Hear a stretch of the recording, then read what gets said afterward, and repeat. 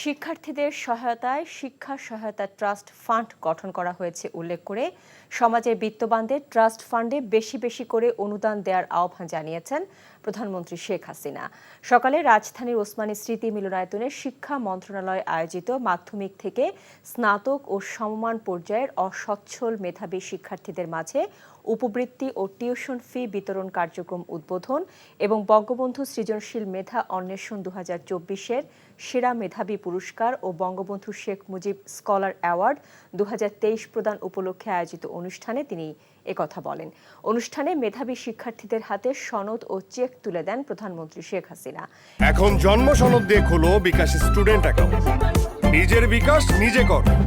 এ সময় সরকার প্রধান বলেন, শিক্ষা প্রতিষ্ঠানে একসময় সেশন জট আর অস্ত্রের মহড়া ছিল। আওয়ামী লীগ ক্ষমতায় এসে শিক্ষা ব্যবস্থায় ব্যাপক পরিবর্তন আনে। বর্তমান শিক্ষার্থীদের মেধা নিয়ে প্রশংসা করে সরকার প্রধান বলেন, আগামী দিনের বাংলাদেশ নিয়ে আর দুশ্চিন্তার কিছু নেই।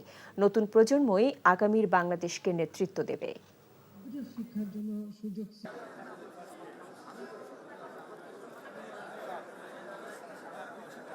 এই বাংলাদেশ নিয়ে আর দুশ্চিন্তার আমার কিছু নেই, কারণ এখন আমাদের এই ছোট্ট সোনামণিরাই নিয়ে যাবে এই বাংলাদেশকে স্মার্ট বাংলাদেশ গড়ে ভবিষ্যতে পরিচালনাও তারা করবে।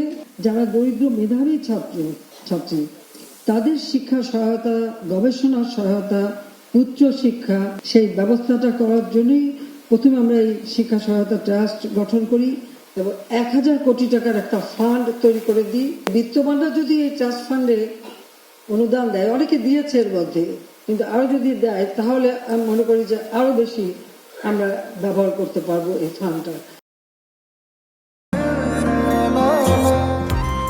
আমি মনে হয় তোমারে ভালোবাসি, মনে হয় না, আসলেই ভালোবাসি।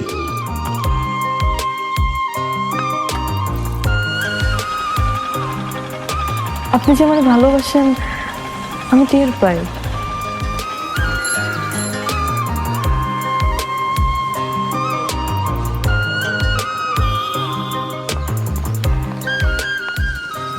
বুকের বাম পাশে যে ব্যথাটা হয়, ওই ব্যথাটার কাছে প্রশ্ন করে দেখো না, ভালোবাসো কিনা। টাকা 10 টাকা 10 টাকা ঘুরাইয়া দেখেন ভাগ্যের চাকা। Lottery lottery lottery.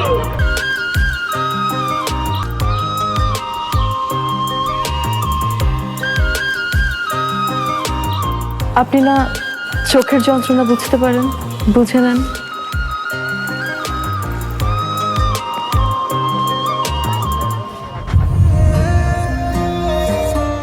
কিন্তু পুরো জগৎ মিথ্যা বলতে পারে, মানুষের চোখ কিন্তু কখনো মিথ্যা বলে না। তোমার ওই চোখ বলে তুমি আমারে ভালোবাসো। আপনি কি আমারে দেখছেন?